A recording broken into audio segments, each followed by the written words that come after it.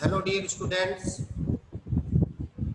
आज का जो अपना टॉपिक है ये टॉपिक अपना कंटिन्यूअस चल रहा है।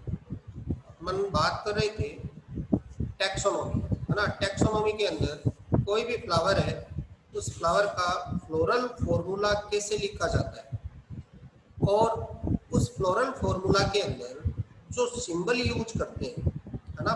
फ्लावर के जो अलग अलग पार्ट्स होते हैं उन पार्ट्स के लिए किस तरह के सिंबल्स का यूज करते हैं और उस प्लांट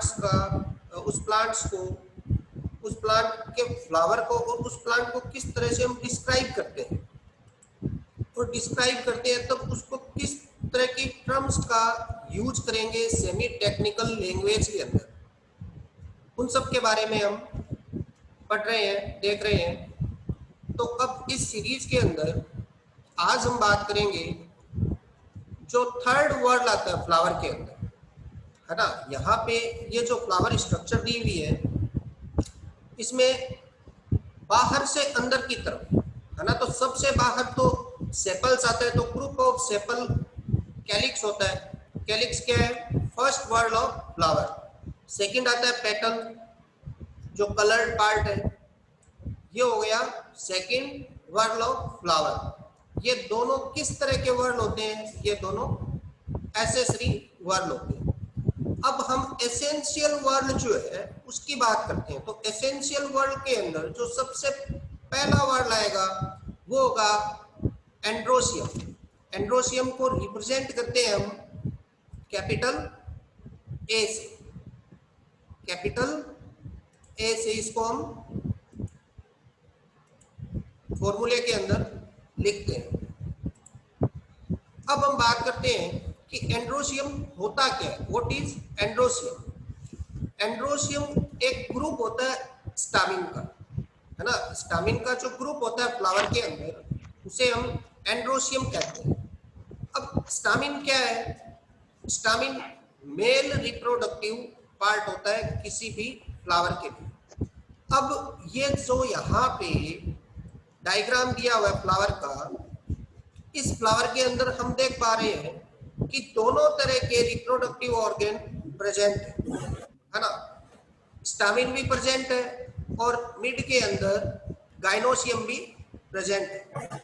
यानी कि ये जो डायग्राम देख पा रहे हैं ये बाइसेक्सुअल फ्लावर का डायग्राम है। अब अगर मान लो किसी फ्लावर के अंदर केवल स्टामिन वाली स्ट्रक्चर प्रेजेंट हो और गाइनोसियम वाली एब्सेंट हो, उस कंडीशन में मेल फ्लावर होगा। उस कंडीशन में वो केवल मेल फ्लावर होगा। और अगर मान लो कि मेल रिप्रोडक्टिव पार्ट प्रेजेंट है लेकिन वो उसके अंदर रिप्रोडक्टिव कैपेसिटी नहीं है, या फिर हम ये कह सकते हैं कि वो स्टीराइल फ्लावर है ना, तो वो क्या होगा? वो मेल स्टीराइल प्लांट होगा। अब बात करते हैं एंड्रोसियम को फ्लोरल फॉर्मूला के अंदर किस तरह से लिखेंगे। तो यहाँ पे ये जो फ्लोरल फॉर्मूला दिया हुआ है इसमें ये फर्स्ट वाला वर्ड हो गया कैलिक्स के लिए, ये सेकंड वाला वर्ड है कोरोला के लिए, और ये जो कैपिटल ए यहाँ पे दिया हुआ है ये थर्ड वर्ड के लिए है, एंड्रोसियम के लिए। तो फ्लोरल फॉर्मूला के अंदर हम एंड्रोसियम को लिखने के लिए एक अल्फाबेट का यूज करेंगे। अब इसके आगे ब्रैकेट में ये 5 नंबर दिया हुआ है ना, ये नंबर है स्टामिन का नंबर। स्टामिन का नंबर है कि भाई ये जो फ्लावर है इसके अंदर 5 स्टामिन है, और ब्रैकेट में दिया हुआ है इसका मतलब ये आपस में जुड़े हुए। यहाँ पे हम ये स्टामिन की स्ट्रक्चर देख पा रहे हैं। कोई एक जो टिपिकल स्ट्रक्चर होती है उसको हम समझने की कोशिश करते हैं। स्टामिन के अंदर 2 पार्ट होते हैं, है ना। जो ऊपर वाला पार्ट हमें दिखाई दे रहा है ये होता है एंथर, और जो नीचे वाला फिलामेंट पार्ट है इसको हम फिलामेंट बोलते हैं, है ना। इसको भूतंतु भी कहा जाता है, फिलामेंट। तो ये 2 पार्ट है, इन दोनों पार्ट से मिलकर जो स्ट्रक्चर बनती है वो स्ट्रक्चर होती है स्टामिन। अब जब हम इस स्टामिन का ट्रांसवर्स सेक्शन काटते हैं, यानी कि इसका टीएस कटिंग जब हम करते हैं तो हम क्या देख पाते हैं? यहाँ पे ये जो दिया हुआ है कोई भी एंथर है उसका टीएस काटेंगे तो उसमें हमें ये चैम्बर्स दिखाई देते हैं, है ना। ये चैम्बर्स क्या होते हैं? इन चैम्बर्स को पोलन सेक कहा जाता है और इन पोलन सेक्स के अंदर पोलन ग्रेन्स होते हैं। पोलन ग्रेन्स क्या है? Genetic material. पोलन सेक के अंदर जेनेटिक मटेरियल प्रेजेंट होता है। अब आगे बढ़ते हैं और बात करते हैं कि एंड्रोशियम के टाइप्स क्या हो सकते हैं। टाइप्स ऑफ एंड्रोशियम, तो ये इनको अलग अलग तरह से क्लासिफाइड किया हुआ है। इनका जो क्लासिफिकेशन है वो अलग अलग तरह से किया हुआ है। तो सबसे पहला जो क्लासिफिकेशन हमारे पास में है उसकी हम बात करते हैं, types of stamen according to the attachment. Attachment के अकॉर्डिंग एंड्रोशियम कितनी तरह के हो सकते हैं। अब यहाँ पे अटैचमेंट किसका अटैचमेंट, है ना। तो जो स्टामिन होता है उसमें दो तरह की स्ट्रक्चर या दो पार्ट है। ऊपर वाला पार्ट था एंथर और नीचे वाला पार्ट है फिलामेंट। यहाँ पे इस डायग्राम में हम देख पा रहे हैं ऊपर वाला पार्ट जो है वो एंथर है और नीचे वाला फिलामेंट है। तो ये एंथर वाला जो पार्ट है वो फिलामेंट के साथ में किस तरह से अटैच है। अब इसका जो पहला टाइप है वो होता है एडेनेट। इस तरह के अटैचमेंट में होता क्या, इस तरह के अटैचमेंट में जो फिलामेंट जो होता है वो फिलामेंट पूरी लेंथ के अंदर एंथर से अटैच होता है। पूरी लेंथ के अंदर एंथर से अटैच होता है। तो इस तरह का जो अटैचमेंट होता है उसको संलग्न या अटैचमेंट या टाइप्स ऑफ एंड्रोशियम कहा जाता है। इस तरह के जो एग्जांपल्स हैं एंड्रोशियम के वो माइसीलिया के अंदर देखने को मिलते हैं। नेक्स्ट हम बात करते हैं इसका जो सेकंड टाइप है वो आता है बेसी फिक्स्ड। बेसी फिक्स्ड, है ना, यानी कि आधार से या बेस से जुड़ा हुआ। Filament is situated at the base of anther. Filament जो होगा वो एंथर के बेसल पार्ट से जुड़ा हुआ होगा। ये जो एंथर है इसके बेस से ये फिलामेंट है वो जुड़ा हुआ होता है। तो इस तरह का जो अटैचमेंट होता है एंथर का और फिलामेंट का उसको बेसी फिक्स्ड कहा जाता है या इसे आधार लग्न भी कहते हैं।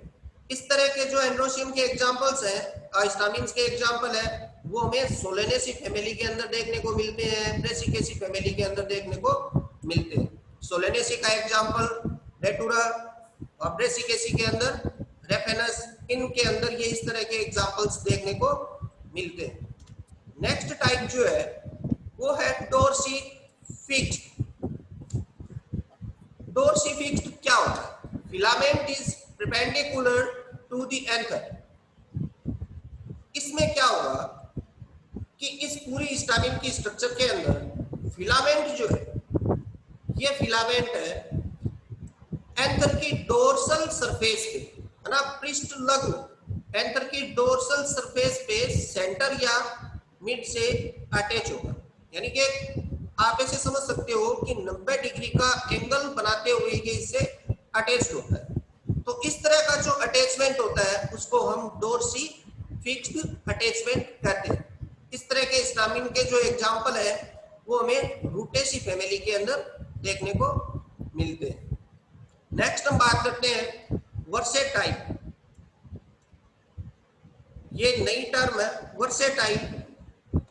अब देखो इसमें क्या होता है, वर्सेटाइल और डोर्सी फिक्स्ड, इनके अटैचमेंट को जब हम देखते हैं तो लगभग हमें सिमिलर दिखाई देते हैं, लेकिन इनके अंदर जो डिफरेंस है वो किस तरह का डिफरेंस है।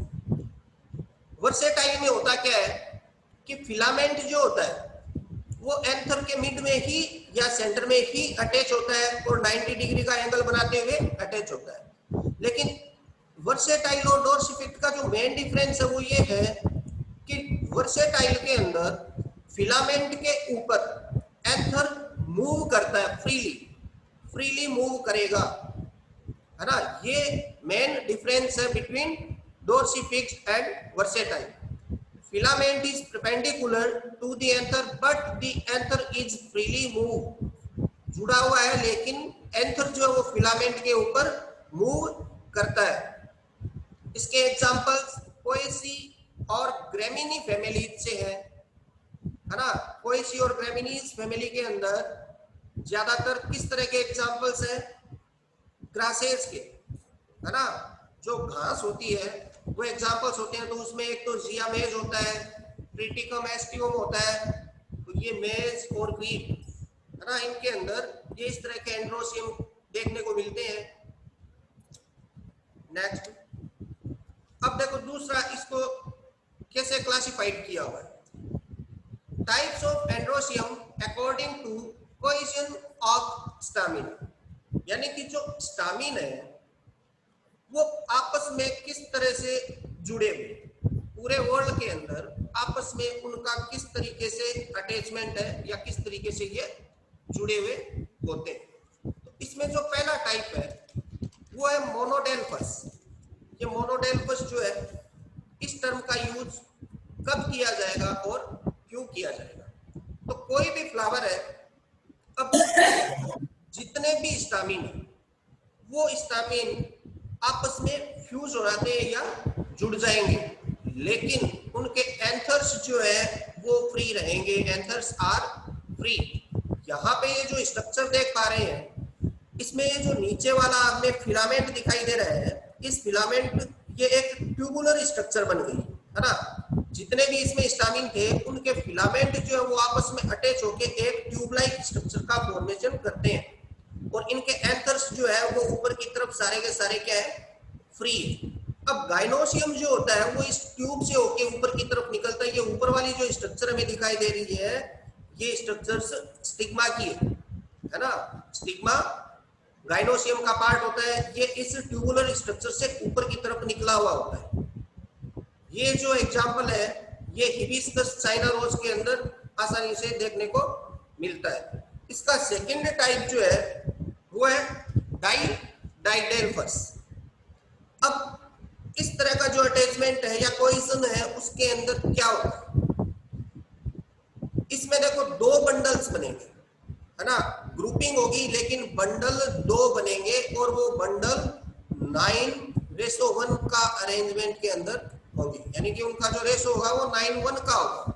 यानी कि 9 जो फिलामेंट्स है, स्टामिन है, वो एक साथ में फ्यूज्ड होंगे, लेकिन उनके एंथर है वो फ्री रहेंगे, और एक एंड्रोसियम है वो अलग, एक स्टामिन है वो अलग रहेगा। तो ये जो पहला जो इसमें ग्रुप दिखाई दे रहा है, पहला जो बंडल दिखाई दे रहा है, इसके अंदर 9 स्टामिन है और एक ये अलग फ्री दिखाई दे रहा है। तो इस तरह से दो ग्रुप बनेंगे जिसमें एक सिंगल होगा और बाकी 9 ग्रुप के साथ में होंगे। इस तरह के जो एग्जांपल्स हैं वो फैबेसी और लेग्यूमिनोसी फैमिलीज के अंदर मिलते हैं। इस तरह के जो एंड्रोसियम होते हैं वो फैबेसी फैमिलीज से बिलोंग करते हैं। नेक्स्ट आता है पॉलीडेल्फस। अब पॉलीडेल्फस के अंदर क्या होता है? यानी इस कंडीशन में ग्रुपिंग होगी लेकिन ग्रुप 2 से ज्यादा बनेंगे, मोर देन 2 बंडल्स, है ना। ग्रुप बनेंगे, स्टामिन का है, ग्रुपिंग होगी, आपस में फ्यूज होंगे, लेकिन ग्रुप है वो 2 से ज्यादा बनेंगे, और एंथर्स है वो इस कंडीशन में भी फ्री रहेंगे। इस स्ट्रक्चर को हम ये जो स्ट्रक्चर है इसमें देखो 4 ग्रुप बने हुए हैं, है ना। ये फर्स्ट है, ये सेकंड ग्रुप है, ये इसका थर्ड ग्रुप और ये इसका फोर्थ ग्रुप है, लेकिन एंथर्स जो है वो ऊपर की तरफ सारे के सारे हमें फ्री दिखाई दे रहे हैं। और इस तरह के जो एंड्रोसियम के एग्जांपल है वो रूटेसी फैमिली में मिलते हैं। Next syngenesious. इस तरह की कंडीशन में क्या होता है? Fused anther but filaments are free, यानी कि जो स्टामिन होंगे उनके एंथर्स जो है वो आपस में फ्यूज हो जाएंगे, लेकिन उनके फिलामेंट आपस में फ्यूज नहीं होंगे, वो फ्री रहेंगे। तो इस तरह का जो फ्यूजन होता है उसमें इस तरह की कंडीशन बनती है, इस तरह की स्ट्रक्चर बनती है। इस स्ट्रक्चर में जितने भी एंथर्स है वो आपस में अटैच है, जुड़े हुए हैं, लेकिन इनके फिलामेंट है वो सारे के सारे फ्री है। एस्ट्रेसी फैमिलीज के अंदर इस तरह के एग्जांपल्स मिलते हैं। नेक्स्ट जो टाइप है वो है सिनेंड्रस का। सिंपल सी टर्म है सिनेंड्रस। इसमें क्या होगा, इसमें फिलामेंट के एंथर भी फ्यूज हो जाएंगे और उनके फिलामेंट्स भी फ्यूज हो जाएंगे, यानी कि पूरे के पूरे जो स्टामिन्स है वो कंप्लीटली फ्यूज्ड हो जाएंगे, है ना। तो इस तरह की स्ट्रक्चर बनेगी। ये एग्जांपल्स हैं, कुकुरबिटेसी फैमिली में मिलते हैं, या कोलोकेशिया, है ना, कोलोकेशिया जिसको हम अरबी कहते हैं। इनके जो फ्लावर्स होते हैं उनमें इस तरह के एग्जांपल्स मिलते हैं। अब बात करते हैं एडेशन की, यानी कि आसंजन किस तरह का होता है, किन के बीच में, बिटवीन स्टामिन और वेरियस फ्लोरल पार्ट्स, यानी कि जो फ्लावर के अंदर स्टामिन प्रेजेंट है वो स्टामिन फ्लावर के अदर या दूसरे जो पार्ट्स है लाइक पेटल, सेपल, पेरियन और गाइनोसियम, उनसे किस तरह से अटैच होते हैं या जुड़े हुए होते हैं या नहीं होते, है ना। तो उस बेस पे इसका एक क्लासिफिकेशन दिया हुआ है। इसमें जो पहली टर्म है वो आता है ईपी पेटेलस।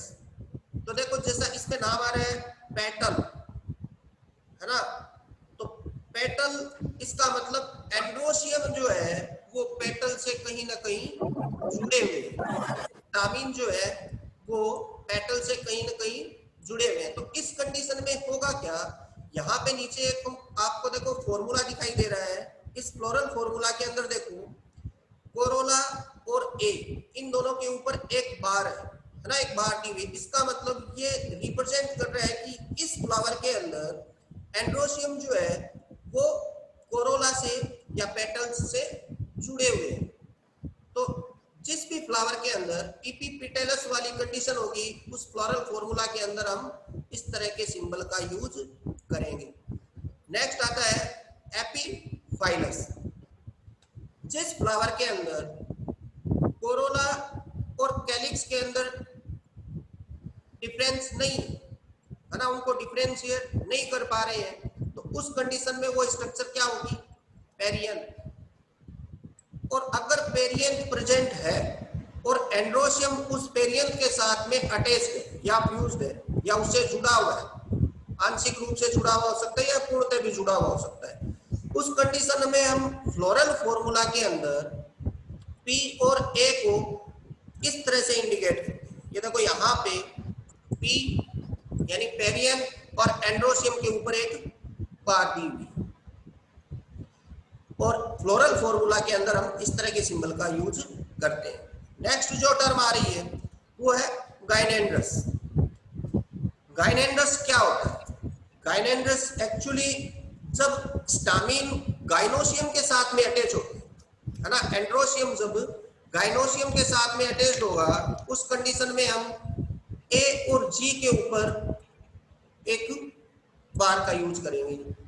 तो जब फ्लोरल फॉर्मूला लिखेंगे तो उसमें इस तरह की सिंबल का यूज किया जाएगा गाइनेंड्रस कंडीशन के अंदर। अब नेक्स्ट जो टर्म है वो गाइनोस्टीजियम, है ना। ये गाइनोस्टीजियम एक इंपॉर्टेंट टर्म है, बहुत बार एग्जाम के अंदर इससे रिलेटेड क्वेश्चन आते हैं। इसमें होता क्या है, इसमें देखो रिलेशन होता है स्टामिन्स और स्टिग्मा के बीच में। स्टिग्मा क्या है, स्टिग्मा स्टाइल ओवेरी कार्पेल का पार्ट होता है। तो इसमें देखो जो स्टामिन्स होते हैं फ्लावर के वो गाइनोशियम के लिए एक तरह का प्रोटेक्टिव कवर बनाते हैं। तो ये जो प्रोटेक्टिव कवर बनता है इसको या इस स्ट्रक्चर को गाइनोस्टीजियम कहा जाता है ना।